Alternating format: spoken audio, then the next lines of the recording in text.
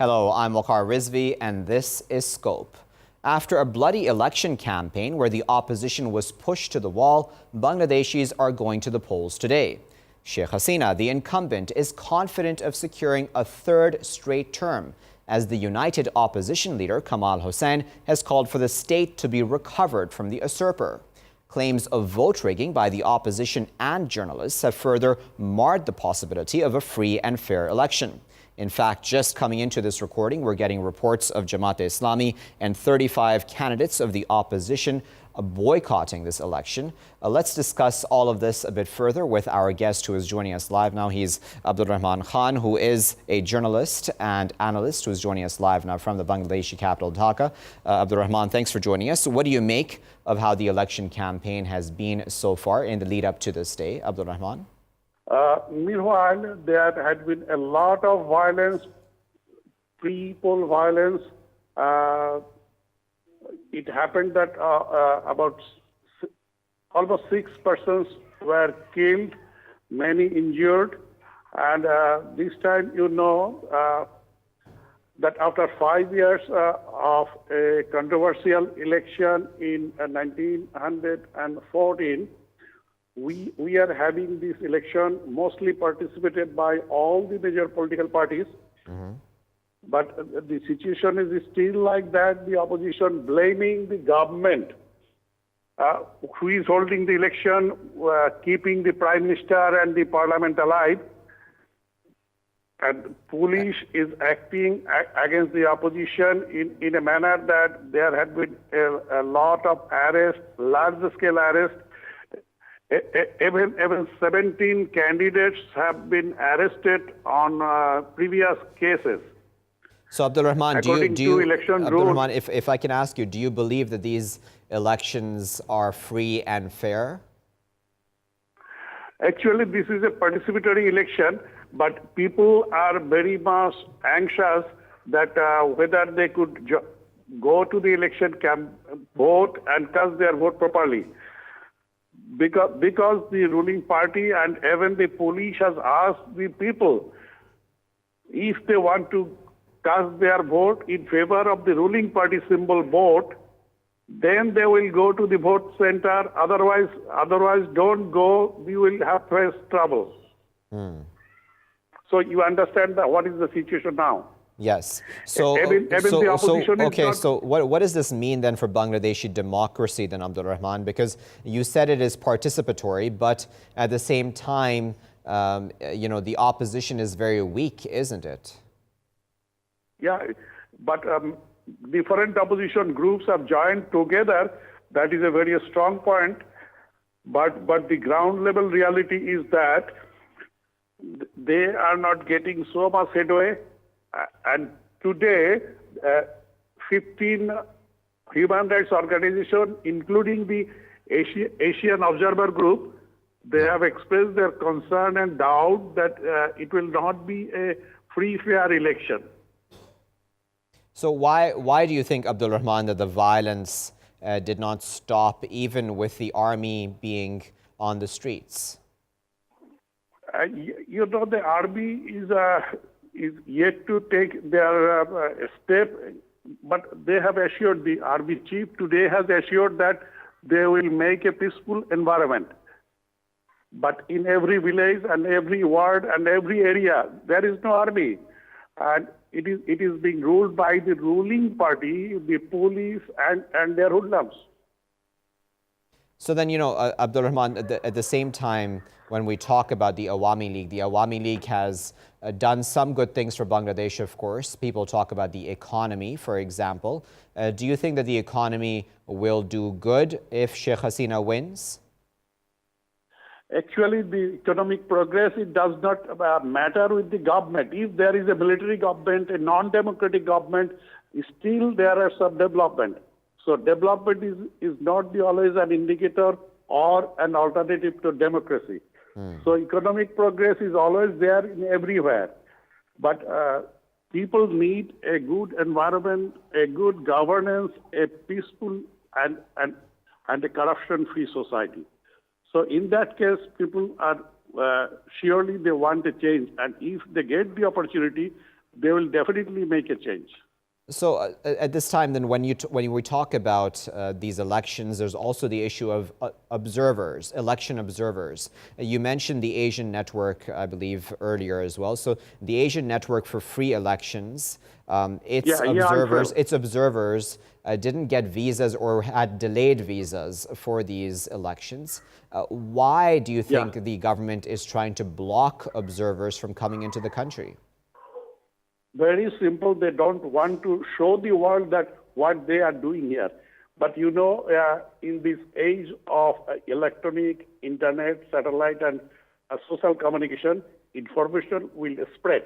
But still, they are trying to block so that their misdeeds are not recorded and seen by the foreigners. And so do you think that when we talk about, and I know that the internet was blocked for 1 day on Thursday, high-speed internet was blocked for 1 day, and that they've said at the election itself that the internet will be slower. Do you think that these efforts... Go ahead. It is already there. It is already there. Today we are getting interruption in our internet while sending video or while communicating sound waves, or even the network has already been slowed down from this morning. So then how does that make your job as a journalist, Abdul Rahman, hard? Because your job is to obviously give information to the people, but have you felt the need to censor yourself as well? Yes, I have collected 3 or more devices, alternate devices, so that I can. Sometimes this line is off, I can use another line, but it is slow. It takes half an hour for a 10-minute job. So that is how we are facing trouble. Suppose this time you could not connect me over a Skype or a WhatsApp because our side is slow down. And so do you need to censor yourself, Abdul Rahman? Are you Yeah. Is there a lack of press freedom right now? Press freedom is there officially, but there is a watch on it, and there is arrest. There is allegation that many journalists have been arrested under the new law, the ICT Act. That is a sword hanging on every journalist's neck. And so when we're talking about these elections, then at this time, then Abdul Rahman, I'm wondering, when you talk about how this bias that there's been in these elections so far, why do you think the government even announced these elections if they just want one-party rule? Well, they want that they follow the democracy. They said they want to follow the constitution, although this constitution has been revised according to their needs. Because, we had a provision of caretaker government last time, but they have changed it and they are now holding the election under the party rule. So that is their design, that they should stay in power, and their slogan is that they have a long vision of development for 2040, 2100, etc., etc., etc. So if you call their rhetoric, then for development, their slogan is that this government should come again. And some people retorted that they should give the permanent facility to develop the country. All right, that was Abdul Rahman Khan, senior journalist and analyst based in Dhaka, who is speaking to us, giving us his thoughts about the elections there in Bangladesh. We're now joined by Mr. Tasneem Mohsin, who is a senior reporter based in Dhaka as well, and he's a reporter with the Bonik Barta newspaper. I hope I've pronounced that correctly. Tasneem, thanks for joining us. What do you make, Tasneem, of the elections and the atmosphere that they're being held under? Yes, greetings everyone. The atmosphere is it's mixed basically. Obviously, the government supportive people, they're finding this atmosphere is very festive. But if we talk about the opposition, there is a bit of fear. In overall, as you know, Bangladesh is basically divided into two multi-parties, basically. One is Bangladesh Awami League and other one is Bangladesh National Party, BNP. So most of the people are also divided into both parties. Both parties have their 40% each vote on their side, and whereas the decision maker of the election mainly are those people who are the swing voters, the rest of 20%. Yes, if we talk about those 20%, those 20% are in a dilemma. They are not yet sure what they are going to do, but the situation of the security is fantastic now at this moment, and overall situation, if I consider.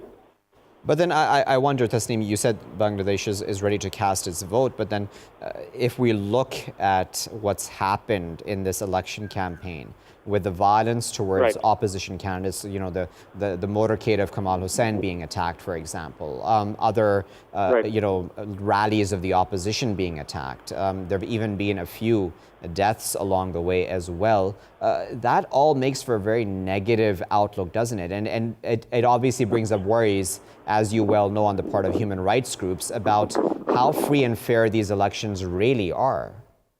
What do you make of that? Yes, definitely. 5 deaths so far happened in campaigning time. This is true. More than 1,000 people are already injured. And if we talk about a level playing field, or if we talk about the free and fair election one, then everyone have their own opinion. Yes, you know, in the South Asian region, no election never done without having a death toll. Like if we consider the last election of Pakistan, on the poll day, probably 34 people got death. So definitely, we all condemn all sort of death, all sort of violence in the election time. Yes, the level playing field is in favor of the current regime, current ruling party, Awami League. But still, the opposition also attacked the current regime. This sort of complaint already filed in the election commission. So, in a single word. But then, if I may come in, Tasneem, because you mentioned level playing field, right? So we already know, and you know this very well, that one of the election commissioners said that there is no level playing field, and then the chief election commissioner, though, said that no, there is a level playing field. So even within the election commission itself, Tasneem, there is disagreement about the standards of democracy here. So that is something fairly unique in the sense of, you know, if there was a lack of democracy, or if there was, you know, if there was democracy and there was free and fair, then all of the people, at least in the election commission, should have said so. Why is there this confusion on the part of even those authorities who are supposed to take care of the vote? Right. If we talk about democracy, you already mentioned the one election commissioner, Mr. Mahmood Talukdar. He said the level playing field is absent. Actually, he said when we talk about the level playing field, the people will judge whether the level playing field is there or not. He basically left the judgment in the people. And our media basically misquoted basically. And media said the level playing field is absent. And on the other day, the chief election commissioner said, no, the level playing field is there. And after that, Mr. Mahmood Talukdar again wrote a statement to the media. I never said the level playing field is not there, but chief election commissioner basically embarrassed me. Whatever. This is the beauty of the democracy. Within the election commission, the commissioner can poll their own opinion. So we welcome. Yes, in the South Asian region, the politics All right, so Tasneem, now tell me about the rhetoric when it came to this election campaign, because, you know, if we look at the words and how they were phrased throughout the campaign, it does show a bit of a worrying pattern, doesn't it? And I'll use Hasina's son, Sajid Wazir Joy, who gave an interview, and he essentially called BNP candidates murder suspects, militants, terrorists. Those are very harsh words. Even if there are disagreements in politics, no one calls the other side terrorists or militants or murder suspects, do they? This is very unfortunate. While we are talking about our national leaders, the other leaders should be modest and should be very careful what words they're basically using. So I don't want to make any comment, any individual comment, but I will rather say this is very unfortunate in Bangladesh politics. Okay, so then Tasneem, I'm going to ask you a direct question. There are concerns on the part of the international community that there is no press freedom anymore in Bangladesh. Are you free to do your job as a journalist? Yes, I am free to do my job. Yes, there is a new law, the Digital Security Act, recently introduced in here. We do have fear, but there is no such pressure on media right now, as because the Election Commission basically have all the power to do whatever the Election Commission wants. Government basically they are just doing their regular day work duty. So you're saying Tasneem, that you do not feel the need to self-censor? The self-censorship, I already said, like in every sector, in every place, the partisan is there. Within the journalists, they are also not divided. I mean, all of them are not like neutral. So in that case, one journalist will told you like, yes, there is freedom of media. Another one who is basically opposition supporter, he will say, yes, there is no freedom of media. But the thing is, yes, there is a fear, but no such harassment or any suppression from the government, neither from the Election Commission. Okay, so I just wanted to ask Tasneem one more thing before I go into a break, if I may, and that is specifically about the human rights groups and their concern. And these are not only human rights groups from the West, by the way, and I know that you know about this statement already. But you know, they've spoken about ever since specifically the election was announced, there has been more of a crackdown on civil society, the opposition, etc., even media, and they've given a lot of numbers. So they've talked about 30 attacks on opposition motorcades, 207 cases of violence, 43 Jatiya Oike Front candidates attacked. All of these numbers put together, I'm wondering, when you talk to Bangladeshis on the streets, what do they feel about these elections?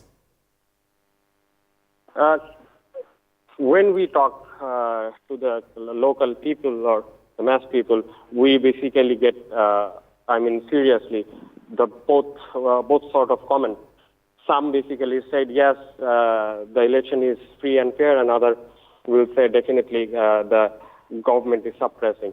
But if you look at from the neutral position, yes, we after 47 years of the part of Bangladesh, we want such election commission, we want such system within the government, within all over the country, like the rule of law will be abided by everyone. That's our hope and that's our right, basically. But yes, in every case, this never happened. This is not possible. But yes, if we talk about democracy, the alternative of democracy is a better democracy. The human rights condition, yes, you can say it's not good according to our past history. But if we consider the other election, like in 2001, in 1996, or in 2008, on those elections, on an average, 90 people. 2 weeks before election and then after a week, that in those 21 days, the average number of deaths was about 90. But in this election, so far, five people so far died in the election violence. Yes. The number that I've seen, Tasneem, is 13 people have been killed. No. You got it wrong. It's 5. But I found that on the Daily. I found the number 13 on the Daily Star. But I don't want to disagree about just the numbers, Tasneem. But I wanted to also ask you, if I may, very quickly, Tasneem, about the role of the army. Do you think the role of the army and police and other security forces is positive in this situation? Yes. After the 24th of this month, the army basically deployed. They are basically working as a striking force, and aid to civil power act they have been given. So when police basically fail to control the situation, then election commission will call the paramilitary, the Bangladesh Border Guard or the Coast Guard. If they get failed, then army will control the situation. And you see, police are already controversial in Bangladesh, and the situation is not in that intense that army can do their work. All right, Tasneem, we'll leave it there at that. But of course, we appreciate both of your questions. That was Tasneem Mohsin, senior reporter with the Boning Bharta newspaper, speaking to us from Dhaka. And we were also joined by Abdul Rahman Khan, senior journalist and analyst based in Dhaka as well. We appreciate the insight that they brought. Of course, a lot of concerns, viewers, as I said, with these elections happening in Bangladesh. A lack of press freedom, clearly a lack of freedom to be able for the press to be able to even do their jobs, with the need for multiple devices to connect to the internet, and questions, of course, about how free and fair the entire process of voting itself will also be, considering many observers have not gotten visas to begin with. After this very short break on these Bangladesh elections. Thank you for staying with us, ladies and gentlemen, as we continue to take a look at today's elections that are occurring in Bangladesh. To discuss these elections further, we're now joined by Mr. Majid Mahmood, who's a research associate with the Institute of Strategic Studies in Islamabad. And we're also joined by Mr. Masood Karim, who is a diplomatic editor with the Daily Jaguntar in Dhaka and a journalist based there in the Bangladeshi capital. Thank you both for joining us. From what you've seen, Majid, through the election campaign leading up to election day, what has this been like, in your opinion? Will this be a free and fair election? No, actually, there are many doubts, domestic doubts even on this election as well. Because the point is that all of the major opposition figures are under arrest, or the low-level workers have been disappeared, and the police harassment and the security official harassment has been going on for quite some time. So, and the international observers who have been, they have been delaying the visas to, issuing visas to them as well. So, this is a very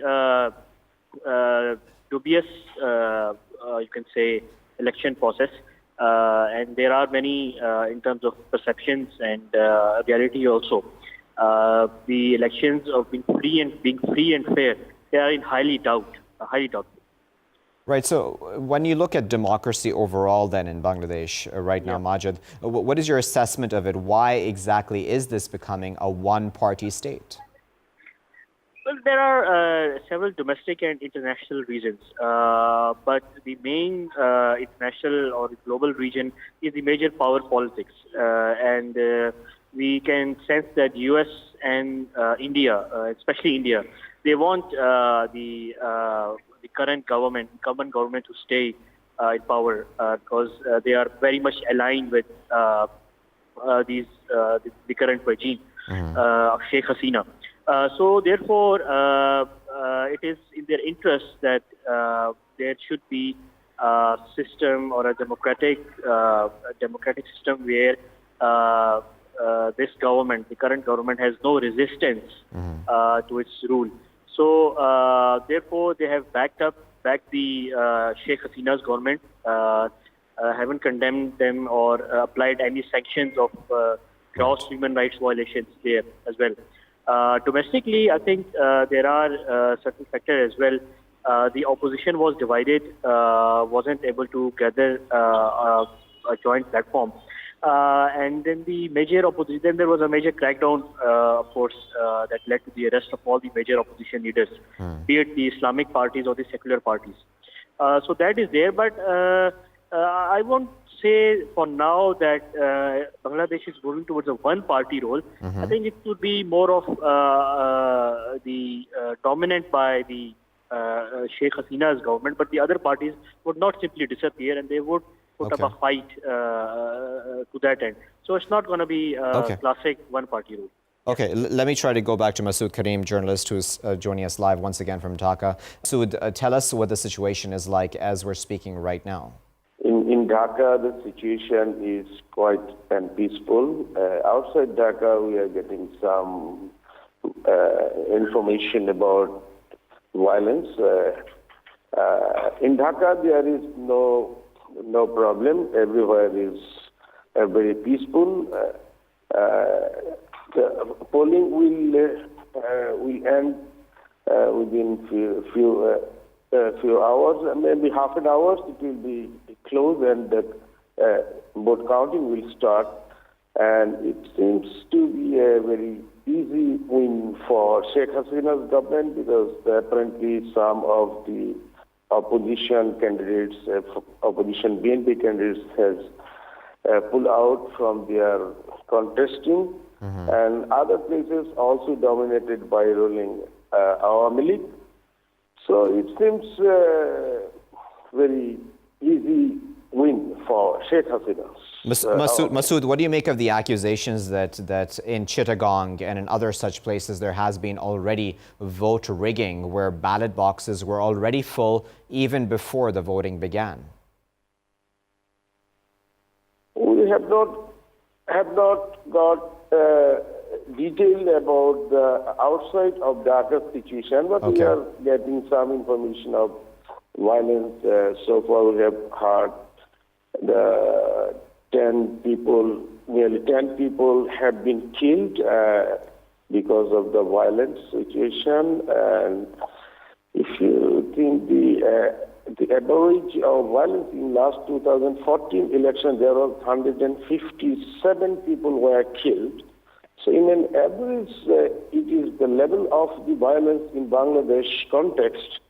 It is slightly lower, as because both of the major parties, Awami League and the BNP, have participated in the election. But in Dhaka, there is no violent situation. Everywhere is very peaceful situation. And we have not got detail about any rigging or any irregularities in the votes, but we are getting that some people were killed in violent situation. Yeah, and that number, as of this recording right now, is, I believe, 11 dead, according to some reports that we are seeing. Majid, I wanted to bring you back in and then ask you, Majid, when Sheikh Hasina talks about her legacy so far, Majid, she mentions development a lot, saying that the economy and the country has developed during her rule. Do you think that's a fair statement, A? And B, is development enough? And what about the state of democracy then?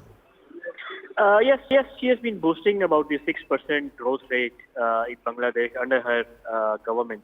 But you see, if you want to make an analysis of the overall situation, it's not just 6% GDP or the 5% of the growth which matters, because these statistics are, even if they are true to an extent, they do not represent the real economic picture on the ground, because there have been increase in poverty and other economic problems have increased manifold within Bangladesh as well. Be it their rice farmers or their industries have also been shown some slowing down. So that is one thing. Secondly, in terms of the human rights abuses or the state-sanctioned oppression, that stays in the public memory. And that may come out in form of, for instance, low turnout, yes, or for instance, it could be very well be voting for the other opposition groups. So there is a combination of factors that inform the people decision to put a vote across. So it's not just limited development that has happened. Yes, the statistics is 6%, but on economic front, there are many still challenges that Hasina's government has not been able to solve. And the oppressive tactics, that leaves a major mark on the memories of the people. So it's a mixed picture, I think, and all the factors will impact the ongoing elections there. Yeah, that's it. Right. So, Masood, I wanted to ask you about Kamal Hussain, Masood.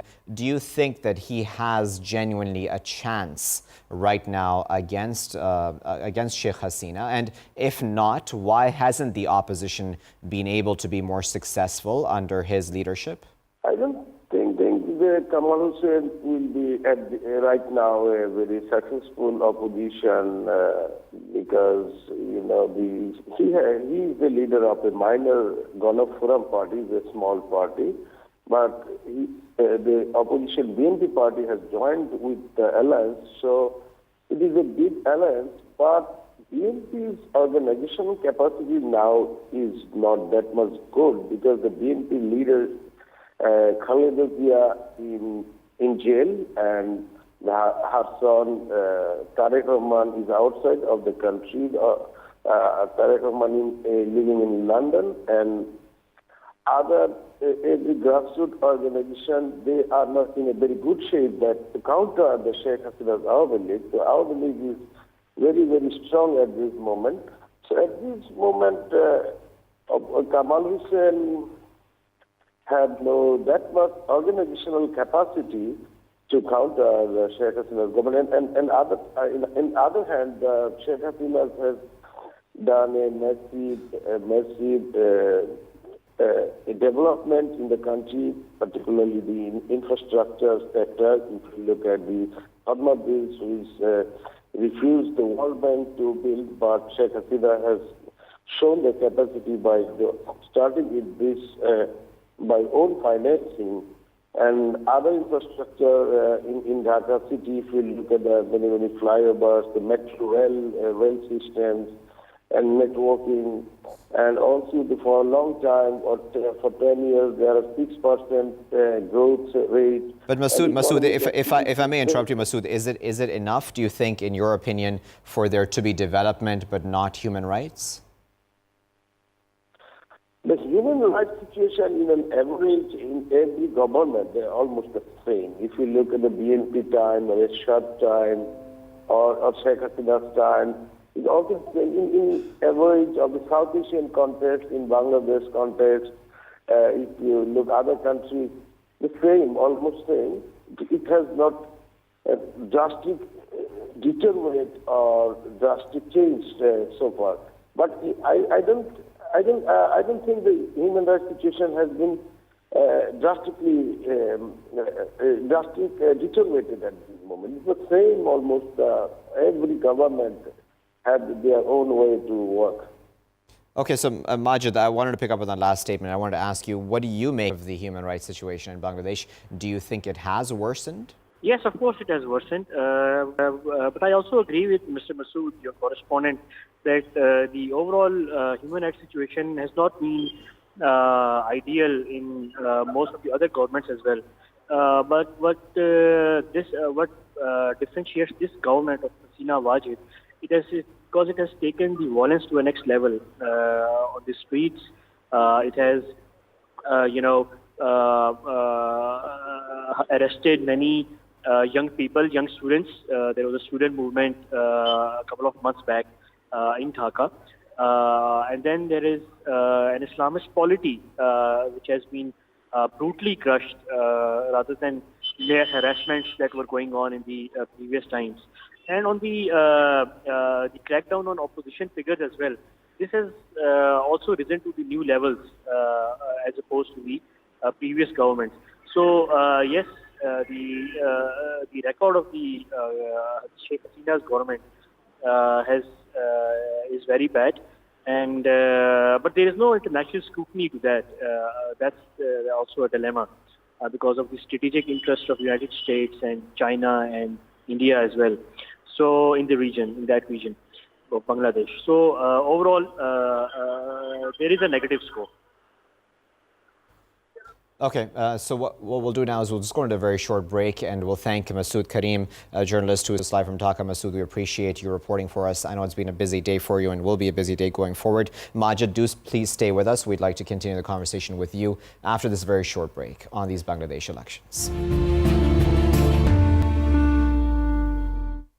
Thank you for staying with us, viewers, as we continue to take a look at today's elections that are occurring in Bangladesh. We've been trying to get through to others on the ground there, but of course, as we know, internet services 3G and 4G have been shut down across the country, as well as seemingly now mobile services as well are now sporadic, to say the least. So we'll try to add a voice from Bangladesh when we can. But let's continue for right now with Majid Mahmood, who is still with us. He's a research associate, as I said earlier, with the Institute of Strategic Studies in Islamabad.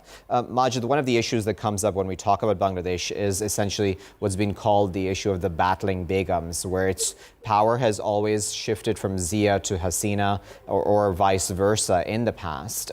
Do you think now, with 1 in 10 voters in Bangladesh being very young, and some of them even being first-time voters, that it's important actually for the country to move beyond these two women? Yes, I mean, theoretically that argument can be constructed, but if you see the Bangladeshi politics, there is no third option. I mean, the two major parties, the ruling has been swinging between the two political parties, and there is a lack of a new leadership that could impress the emerging young voters, as you have highlighted the statistics. So there is a feeling in Bangladesh within the public opinion, at least the urban opinion, that there is not much of a choice within the current electorate system in terms of leaderships, alternate leaderships emerging from the evolution of Bangladesh's own democratic system.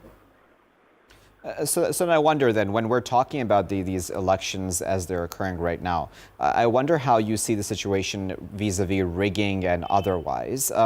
Do you think that was to be genuinely expected? Because, you know, the Hasina government has claimed that the election commission is completely independent. We had one election commissioner who alleges he was misquoted in saying that there is no level playing field. But the chief election commissioner said that there is. You know, there's a lot of such statements that have come out, and then the opposition, Kamal Hossain, who is and is still an extremely important figure in Bangladesh, has said that the country needs to take power back from the usurper, which is quite a harsh statement to make. Putting all that together, what do you make of the results and how all of this will play out today? Yes, the voting is ongoing, and we will see by the evening the bigger picture will emerge. And later in the few days, I mean, how much people voted and what was the overall turnout. But regarding your specific question, the issue is that you don't merely look at the statements. Are those statements backed up by the action? I don't think so, because it is very clear that prior to the election, all the major political figures from the opposition, from across the party lines, they have been subjugated to pressure, and then they have been also the major players have been detained. So in that scenario, once you jail the entire opposition, then your claims of sort of a smooth and independent election process, voting process, that makes no sense. It makes no ground. So the reality on the ground, the actions which are taken on the ground, are contrary to the statements that are being churned out by the government or the officials of the election commissions. And so if there is a low turnout, let's talk hypothetically, because there is already talk, possibly, Majid, that there will be a low turnout today, that there is already a low turnout today. If that does occur, what does that mean again then for Bangladeshi democracy? And that is something that Hasina herself has already spoken about when she cast her vote, warning against a low turnout. And there does seem to be a fear on the part of the Awami League that if there is a low turnout again, like in 2014, then Hasina's, international image at the very least is that much worse. If the voter, the government will be formed nonetheless. Even if it's the 14% turnout or a 15 or 16% turnout or within the 20% range, the government will be formed eventually. The post-election government making will be the major issue for the government. They don't really care about the legitimacy, really in concrete terms.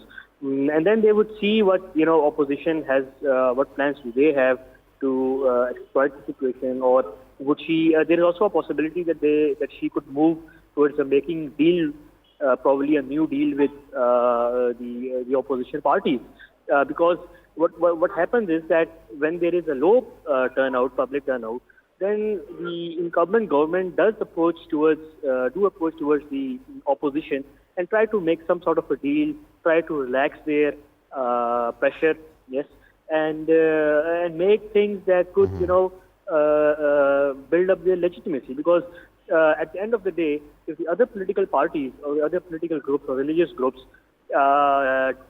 did compromise, for instance, in the Majid, I'm going to interrupt you because we've gotten a call. We've just connected with from Dhaka. Murshid Hasib Hassan, the diplomatic correspondent for Channel 24 in Dhaka, is joining us live now.